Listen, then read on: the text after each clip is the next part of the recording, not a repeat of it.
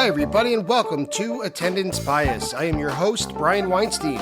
We are just past the midpoint of this Attendance Bias mini-series in which we are previewing each venue Phish will play during their upcoming Summer 2025 tour. We are coming off our visit to the Palmetto State for the North Charleston Coliseum, and today's episode is all about a venue that feels like it's been around forever in the Phish world, the Mann Music Center in Philadelphia, PA. I always group the Mann in with Merriweather Post, SPAC, and Jones Beach as part of the I-95 corridor tour circuit, and while there is truth to that, there is a richer Phish history at the Mann than most other venues.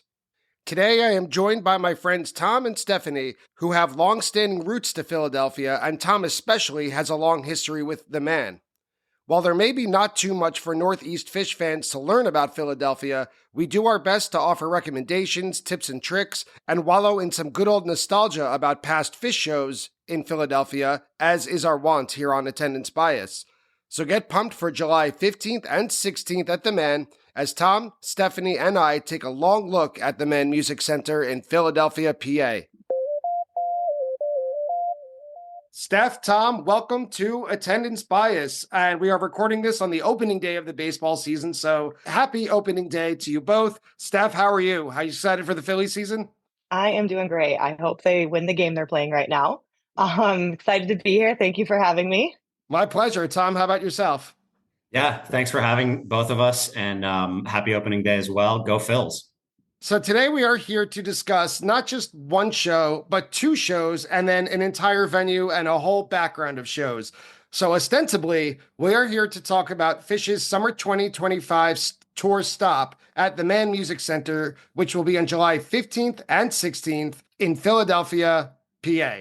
So I'm talking to two people who have histories in Philadelphia, but neither of you live there at the moment. Tom, is that right? Yeah, that's right. I grew up in Philly, Philly suburbs, Delco, for those that know it. And don't hold it against me. I live in the DC area. And Steph, what is your connection to Philadelphia? So I live in New York, but I what I call upstate Pennsylvania, right over the Pennsylvania border. My dad's family is all from Pennsylvania, so I grew up. I was raised Philly fans. Spent a lot of time in Pennsylvania, but not really in Philadelphia until the past couple years. And the first time I went there, I was like, "This is just the coolest city ever. Would love to call it home someday." For the record, I definitely did a triple take the first time I saw Steph wearing an Eagles shirt. I was like, wait, what? You're an Eagles fan? So, all right. So you just said, Steph, that it's like a wonderful place, one of the best cities ever. What makes Philly the best place ever for you?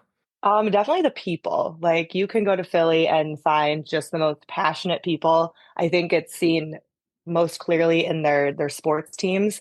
You know, the fans get sometimes a bad reputation, but it's all passion, it's all love, and the people from Philly are just, you have to experience it. You can't even really describe it. Tom, how about you? What makes Philadelphia the place for you? Yeah, well said, Steph. I mean, the city of brotherly love, right? The birthplace of democracy. Philly is the city where it all started. And, you know, I said I live in DC, right? But Philly's always home. It's the food, it's the sports teams, it's the music. What a music history the city of Philadelphia has, right? So yeah, Philly's just such a great gritty. It's like edgy, gritty, not quite as edgy as New York, maybe a little more. I don't know. Like the little chip on your shoulder, kind of like we're smaller than New York, but we want to be better and tougher and bigger and all that. So that's kind of the Philly attitude, I guess. Yeah, speaking as a New Yorker, I do think that's flipped. I agree with you that it's almost like the same sides of a magnet pushing against each other, that they can't connect, where it's like Philly has that chip on their shoulder where New York is overconfident. Yeah. And that's what kind of makes them fit and not fit at the same time. Yeah, well said. So what is there in Philadelphia that you can't find anything else? Not just the people, but let's say you're in DC, Tom. You go home to visit family, friends, or to see a Phish show. What's the first place you go? What's the first place you want to see or do? I desperately want a soft pretzel, like a decent soft pretzel. You just can't get them anywhere else in the world, right? Steph, how about you? You're away for a while. You're visiting from New York. What's the first thing you do when you get to Philly? Yeah, I'm probably gonna go soft pretzel as well. Or there's a couple really good breweries. We like to stop at Yards right away. pick up some beer, and just the classic Wawa. I love a good gas station hoagie, and you got to stop at Wawa on your way into the city and on your way out. I got to Wait, tell you, I discovered Wawa when I started going to see Phish in Camden in the early 2000s. And on the way back, that first Wawa pullover, the rest stop on, I think it's 95 on the way back up. Once you get over, what is it, 676, and you yep. start going up, and the line was out the door, obviously, because all the fans going back north. But man, was it worth it? Oh my God, I'll take Wawa any day. It was also the first place we stopped after Mondegreen. It was like our first re-entry. We were like, let's get out of the campsite. And we are like, oh, Wawa, let's stop and get whatever food and drinks we need. It was perfect. So taking a look at Phish's history, again, Phish is playing at the Mann Music Center, Mann, July 15th and 16th, 2025, this coming summer. The Mann is an old favorite for Phish fans. I've been seeing the band since 1997, and I feel like the Mann has always been there. It's just an institution. Like, I take it for granted at this point. And I would hope or guess that most fans who live pretty much anywhere up or down the 95 Northeast corridor, whether from Maryland or north, have seen a show at the Mann at some point. I would guess. Like, there are thousands of Phish fans who live in Philadelphia or the surrounding communities, going down to Delaware. I would imagine that this episode would either be nostalgic for listeners, or I hope that it pumps them up for the two shows at the venue this year. And it should be noted, before we even get to Phish's history in Philly, they've played at the Mann 15 times to date, going back to when they opened for Santana in 1992. So it's been kind of, what's the word I'm looking for? Baptized by Phish. Like, it's comes with the territory. Before they could even sell out certain clubs, they were playing this enormous shed. We'll probably touch on it, but they baptized. Speaking of baptized, like there's a couple of really good debuts from the Mann. I don't want to jump ahead, but all right, we're not going to time travel yet. We will get there. It's near Merriweather Post. So I feel like between Merriweather and MPP, I've always linked them together in my mind, that like this central gathering venue for Northeast Phish family. So on a summer tour, someone's going to either the Mann, or if I'm not seeing you at the Mann, I might see you at MPP. Do you guys link those two venues together, or is that just in my head because I have to go 2 hours south to get there? I personally don't, but I mean, I'm not very geographical to start with. I also, MPP was, I've only been there once, and that was some of my first shows. I think my second and my third show were at MPP. And then I haven't been to the Mann, or my first time at the Mann was 2 years ago. So I have a big kind of, I guess, difference between them, but that's just my own personal experience. Tom, what do you think about that I-95 Northeast corridor linking those two? I think they're very similar venues in that they're both like, they've both been around for a long time, right? The Mann was opened in like 1976, and I think Merriweather is probably around the similar time. And if you look at like a Camden, like a newer venue, right, compared to the Mann or Merriweather, right? Like they're just very different, right? So like the Mann, Merriweather, like I lump them in the same category as like an Alpine or those kind of like older. I don't even like to call them sheds, honestly, because it's like the Mann is like, I don't know, it's such a revered place. Like it was built as a house for the Philadelphia Symphony Orchestra, right? And I think Merriweather is similar. Like the acoustics are great, and it just feels more like, it doesn't feel like a concrete, slab, right? It feels like it has a lot of character. And so that's not exactly the answer to your question, right? Like the Mann and Merriweather are close. So if you live in the mid-Atlantic, like you're going to hit either or both for sure. So yeah, they're kind of linked in those regards. The Mann is also a lot smaller than a lot of what we would call sheds, at least in my opinion, right? Camden like never ends. Camden is just this never-ending sea of dirty humanity at Phish shows. And MPP, its lawn is a lot bigger. I feel like the Mann, no matter where you are, you could either get good sight lines or you could hear very well. And to me, that kind of sets it aside. It's the same architectural setup, but it's more intimate in a way. Maybe it's just the way I feel there. Yeah, no. And fun fact, the Mann, it looks a little different today than it used to look back in the old days. But in the 90s, you could go and stand up against the fence. And in fact, the Mann was a gathering spot. It was, if you were a high school, college aged kid, like and there was a cool band in town on a Friday or Saturday night, like you gathered at the Mann and there were kegs and all sorts of fun stuff going on. And so you could go and stand up against the fence and watch and listen very clearly. And I think kind of Merriweather's, I think the same, but not as at the Mann. It was like, I mean, literally you could stand at the top of the hill behind the fence and look right down on the stage and see it and hear the music. And there was a hole in the fence around the back that you could go and sneak in on. And I can't really confirm that. But when the statute of limitations runs out, I'll definitely. Yeah, and I love that view from the top of the hill. And you look out and you see the Philadelphia skyline. It's gorgeous. It feels like you've arrived when you get there. Beautiful. And I also, your description of it as like the summer tour stop in Philadelphia. I grew up on Long Island, and for us it was Jones Beach. So when you looked at the back of the band's tour T-shirt, Phish or Jethro Tull, it doesn't matter who's touring. The Mann is the Philadelphia stop on that circuit. I think that when Phish played there, I guess it was 3 years ago. They kind of took a break from playing at the Mann, and they were doing a bunch of shows at Camden. And when they came back, and don't quote me, I'm sure somebody out there can quote me, but like during the sound check, Trey on that first night, Trey talked about like, what were we thinking playing in Camden? Like, this is where we belong, like something to that effect. No offense to New Jersey, but I agree. None with whatsoever. Trey. No, I love New Jersey, like Jersey Shore, like all in, but no. I don't love Camden. The Mann is the man. Steph, you said that your first time visiting the Mann was fairly recently in Phish years, we could say. What were your impressions when you went there? So 2 years ago, I was like, spur of the moment, I was like, I'm going to drive down for one night at the Mann. I think it was shortly after the Syracuse show, which is much closer to me. So I was like, I'm just going to do this. I'm like, the Philly drive is not bad. I had never been there. I wasn't sure what to expect. I had heard really great things. And number one, the drive like through the Philly suburbs on like the back roads that I was taking was beautiful and insane, because normally you're not used to like going all these windy roads to get to a venue. So from the start, I loved the like setting, the geographical setting of it. The fact that you're in a park is one of my favorite aspects.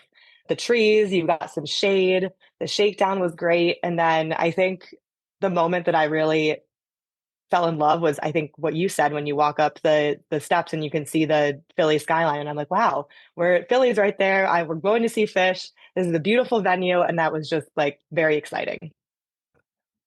I once forgot where I parked when you talk about all the park space and all the grass. And man, I mean, I'm the asshole. That was on me. But if there's one place that needs markers for different parking lots, I'm going to just respectfully request that to the general manager of the Mann Music Center, who is definitely listening to this podcast right now. Please add them ASAP, because I didn't get home till very late that evening. Tom, what are some of your favorite Mann memories? If you grew up in the Philadelphia area, you mentioned you've been there before, Phish or otherwise. What are some of the best shows you've seen there? I got to go all the way back. My very first concert ever was the Beach Boys at the Mann Music Center. So like, come on, no wonder I love this place, right? I was a little kid. My parents took me there, and that's your favorite band? To see my favorite band. I mean, yeah, I love the Beach. Who doesn't love the Beach Boys? What year was this? Because the Beach Boys, we know, have gone through several iterations. It's been like Mike Love and Friends, but he owns the rights to the name the Beach Boys. So when was this approximately? Was this Kokomo years? Do I have to answer this question? I'm just curious. It was a long time ago. Okay, fair enough. Yeah, a long time ago. I just want to know if John Stamos was on stage. No, it was pre John Stamos, but it was definitely post like the original Beach Boys lineup for those that want to make it. Anyway, post Brian Wilson, pre John Stamos. Exactly. But the Mann, I've seen a ton of shows at the Mann. I've seen both from the outside and in. I was at the 92 when they opened for Santana. It was my second show, I think. I had seen them at the Garden State Arts Center like a couple days before.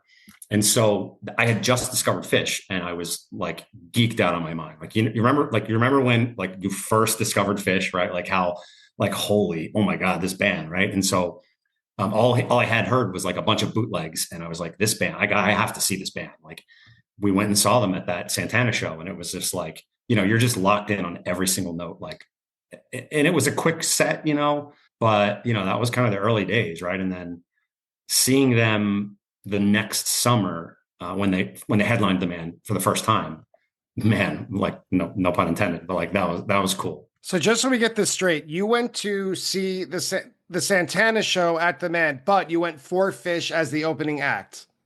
Okay, so great, yes, but here's the great story about that. So my little brother always because I took my little brother, and he always talks about how I told him, I said, come on, you're going to come to this concert with us. And he goes, oh, cool, Santana. And I said, no, we're going to see Phish. Yeah. So yeah, digging into it, we'll get into Phish's history at the Mann, but also in Philadelphia. Before we do that, though, I wanted to ask you both to put a stop on this part of the wiki travel part of the podcast. Steph, any recommendations for people coming from out of town or returning to Philadelphia? Places to eat, places to drink, places to go, things to do before they head to the Mann for either one of these shows, assuming the weather's nice. Oh boy, this is a tough one. You really can't go wrong with any spot that you find in Philly. I am not a cheesesteak person, so this is criminal that I can't give a cheesesteak recommendation. I'd rather have a hoagie from Wawa, and that sounds so boring. But Yard's Brewery is really good.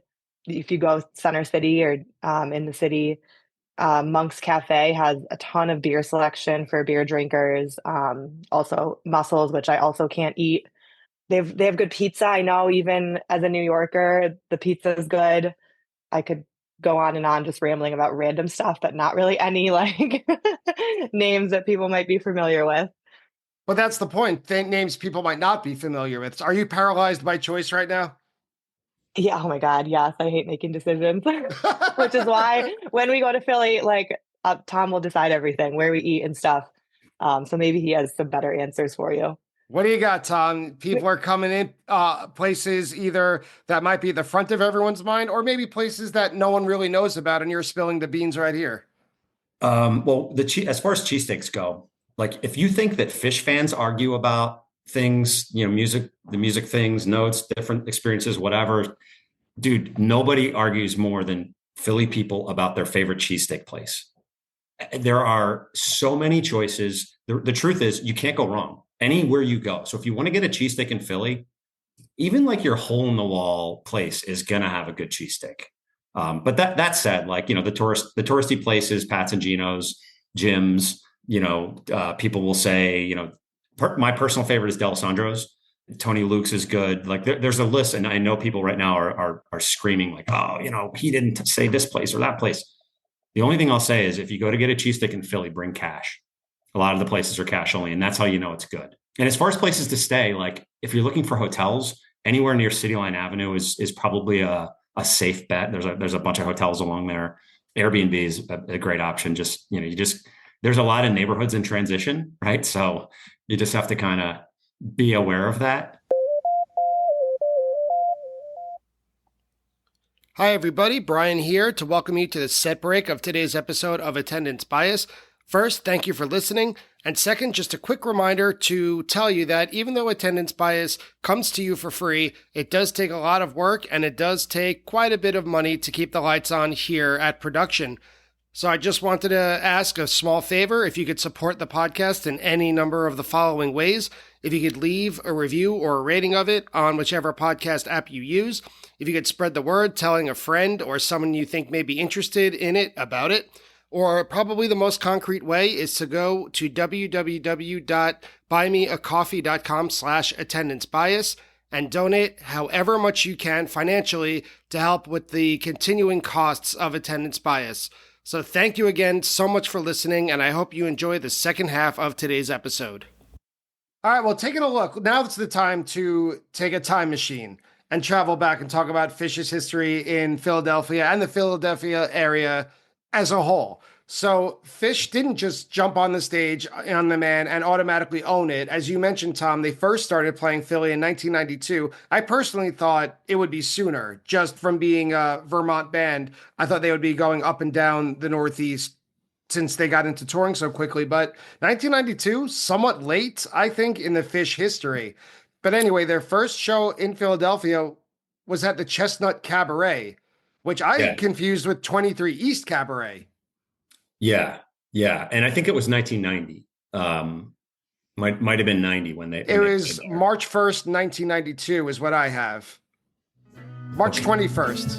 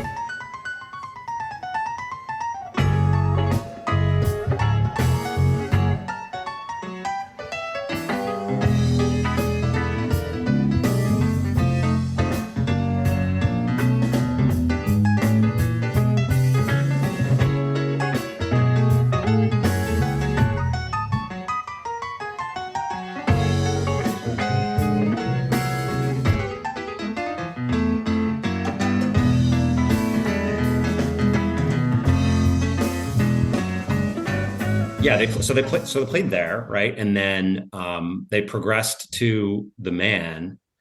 And then I think it was the next year where they played the Keswick Theater.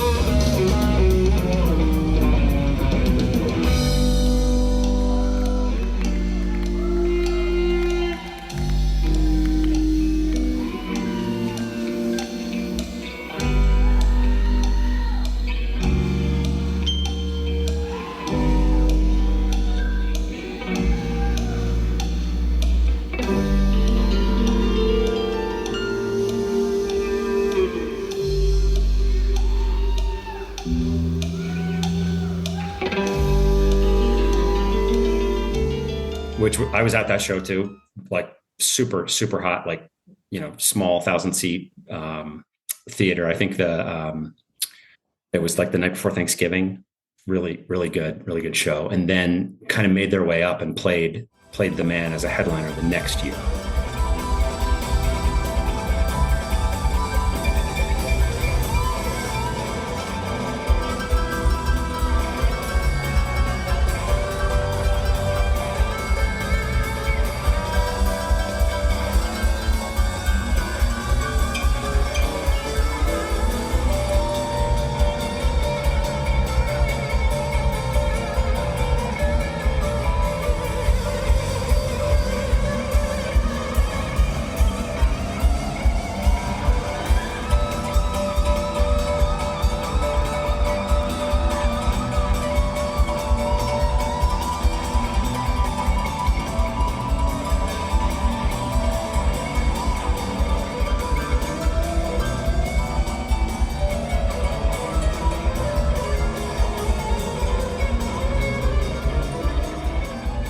And then the progression is, not to like steal your thunder, but like so the progression is from the Mann. Then they played the Civic Center, which is no longer there, but that was also a heater. Like, right, that was part of what would be the New Year's run. Like before, the New Year's run as we know it now is very different than what it used to be back then. Right. This was 1994. Yeah.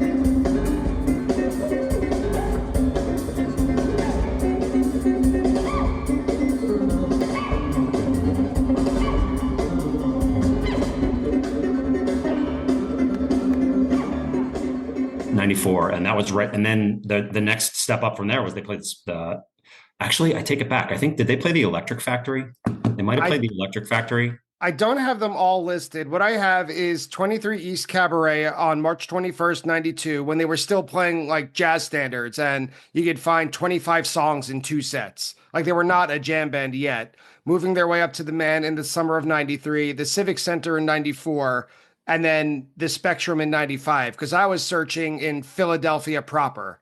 I wasn't looking at the surrounding areas.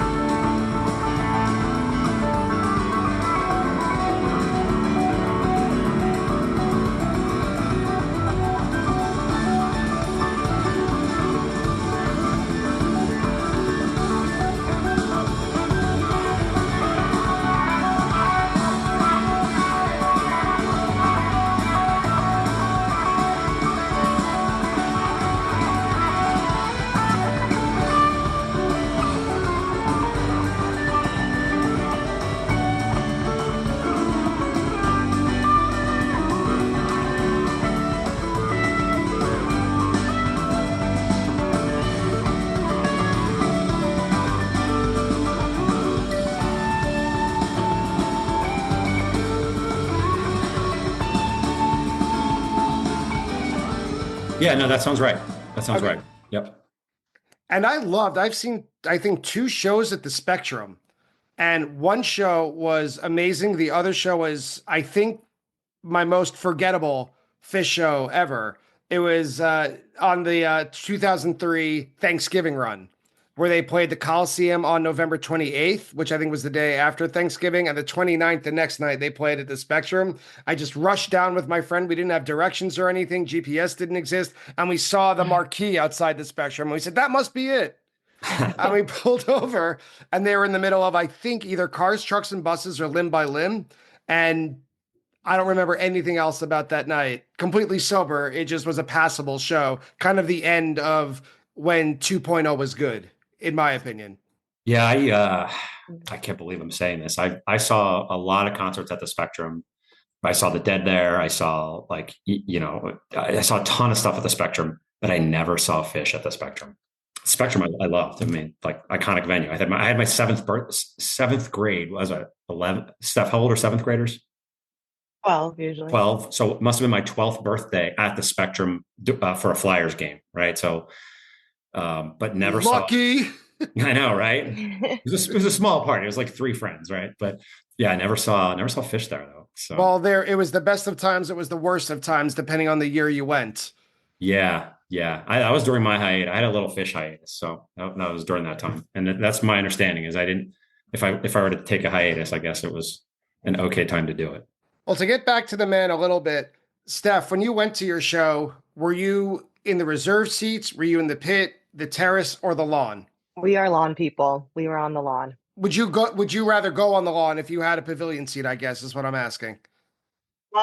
So depending on the venue, but I've never been in the inside at the Mann, so I might be biased, but the lawn at the Mann is great, and we're doing the lawn this summer. So I think at least definitely for Phish at the Mann, we're going to be on the lawn. If you do get tickets for the inside, I would just recommend stay hydrated because it gets steamy in there. Oh, I'm sure. Especially if there's a rainstorm beforehand, which just tends to happen at the Mann for whatever reason, whenever Phish is playing. Tom, what's your preference for seating at that venue? Well, you nailed it. It gets stupid hot inside that. And I've been down in the pit at the Mann, and I've sat in the front, like really, really up close, great seats. At this point in my life, I love seeing Phish with my friends. And meaning like sitting with my friends and being around them. And to Steph's point, like we are lawn people, and to the point that, and I'll embarrass Steph hard right now. I had like very, very good low PAV seats that night at the Mann. I had very, very good PAV seats that night at Syracuse, but I bounced them and sat up on the lawn with her. Wow. I love the lawn. I love being, there was a moment 2 summers ago at the Mann where I kind of like during Waste, and I just kind of like looked around like,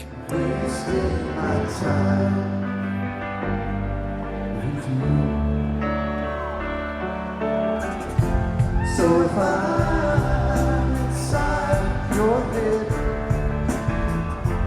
don't believe what you might have read.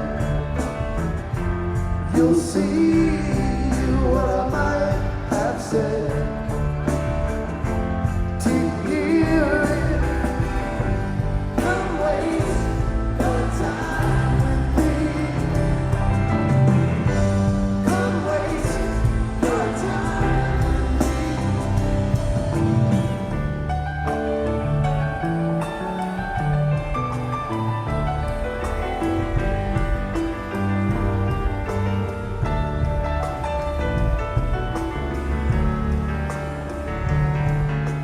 just like surrounded by all of the people that, and thank God, like people like you, the podcast community, the Phish Tutor community, like it's built a much, much bigger network of fans and friends than we ever had.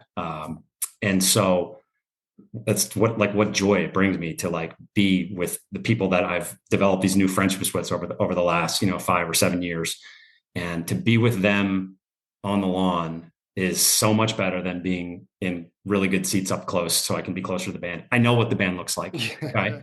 I got it. I can hear the music. I can see the lights, but I can be on the lawn and I can be surrounded by people that I care about. And that's what it's all about. Well, looking forward to mid-July. I just want to ask each of you the same question and hear your responses before we pack it up here. Steph, when Phish announced their tour dates, what was your initial reaction when you scanned those dates and you saw 2 nights at the Mann this summer? My initial reaction was, I'm probably going to the Mann and that might be it. And that would be enough.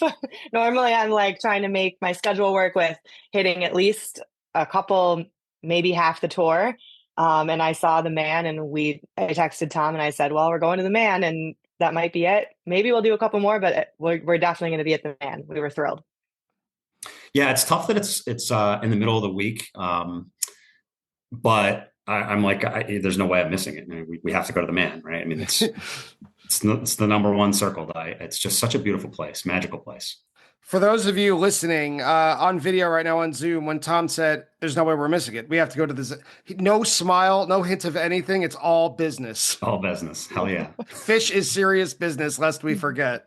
Are we gonna get through this episode without talking about the Nitrous Mafia? Because I think the Mann is their home field. Ironically, I'll phrase this. I was floating in like a utopia where they didn't exist. I completely forgot about them. And it was nice to think that they don't. But you know what? You're the guest. What do you have to say about the Nitrous Mafia and their home base of Philadelphia? He just wants me to tell the story of how in my memory, there were hundreds of them on our walk out of the venue last time. And I would just say, go Birds to each one of them. And I didn't get a single response. Oh, what a bunch of assholes. That's what makes them rude. Yes, if you see the balloon people at the Mann, you must give them a go Birds. And if you get one in return, you're the winner. Well, thank you both for taking the time today to inform us about the Mann Music Center, to get us hyped for it, to tell us what to look out for, where to stay, what to eat, where to drink. And wait. Yeah, I'm waiting. We can't wrap this up without talking about the song that debuted at the Mann. What was Friends? No. I was there for that. They did debut Friends at the Mann. Okay. Tide turns. Find me one person that doesn't love 2001.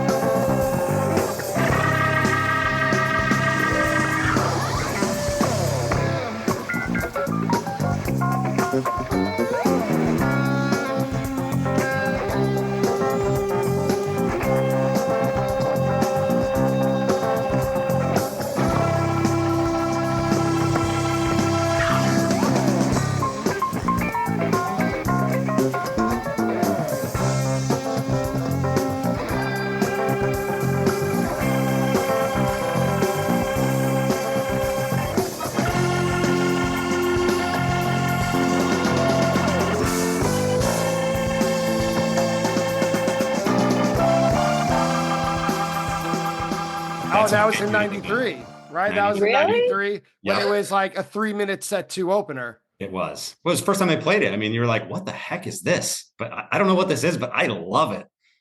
Yeah, that was a fun night. They debuted Purple Rain also. Wow. Yeah. And there's a third song, and I will botch it's a Jewish prayer. I will botch the name of it. Oh, Alvenu Malkenu or No. Yerushalayim Shel Zahav? That one. Thank you. All right. That one. Yeah. That's what Weinstein is here for. There you go. But thanks again. Genuinely, thank you for taking the time and giving us all the tips on the man. I hope whether you go just to those 2 shows or you see more, that you have a great summer tour wherever you end up. Thank you. We hope to see you this summer. Yes, thank you for having us. This was great. And that's it for today's episode with Tom and Stephanie about the Mann Music Center in Philadelphia.